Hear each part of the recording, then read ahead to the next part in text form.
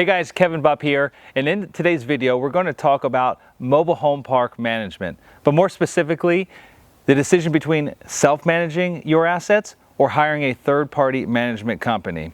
Now we'll start with the self-managing of your own assets.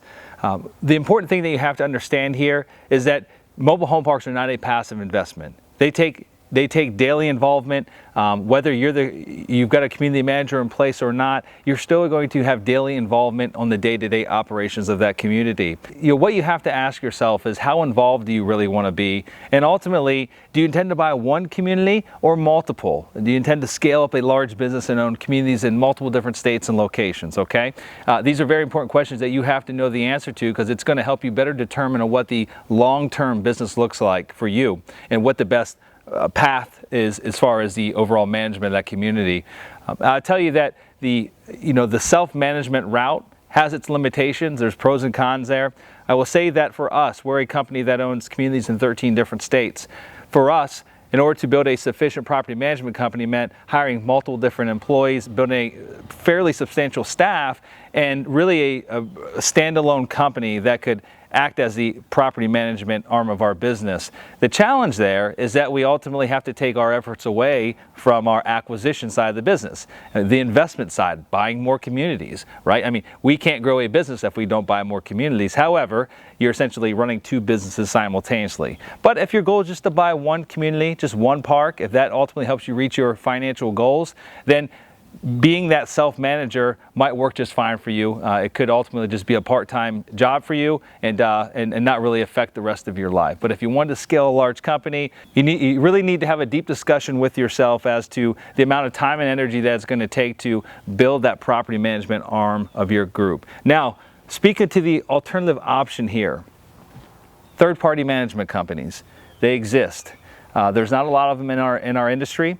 There really are probably about a handful across the country that are what I would classify to be as competent operators that manage on a national scale, meaning throughout many different markets. However, we personally have had some lackluster experiences with a few different of these companies. I won't name any names here in this video. However, we've tested that route. And what we determined is that based on our company, based on our growth trajectory and where we want to take our company, that the offloading of our property management, the benefits we thought we were going to receive from it, weren't there. And so we ultimately have built it in-house, built a property management arm of our group, because at the end of the day, guys, this is a very important fact you have to understand. No one's ever going to care for your property as much as you do. Case in point, shut. It's how it is. They're not going to care for your property as much as you. And at the end of the day, most property management companies, they're not in direct alignment with your core interests, meaning that they typically get paid a percentage of gross rents or gross revenues, not necessarily what the net income is of a property. So there's really not a direct alignment or an incentive for them to keep your expenses low. And what we have found is to be just that typically our properties run at much more higher expense rate than what they would when we self-manage them. And we typically are able to address problems a lot quicker when we self-manage our properties. Things that are small issues turn into very large issues with property management companies.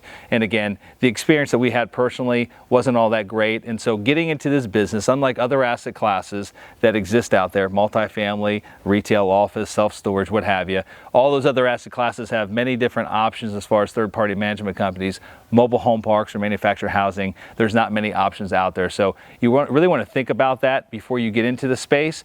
And it also has a large determining factor of ultimately where you intend to take your business. Are you going to stay small with one property, or do you intend to scale a very large business and own communities across many different states? With that, guys, that's all I have for today's video.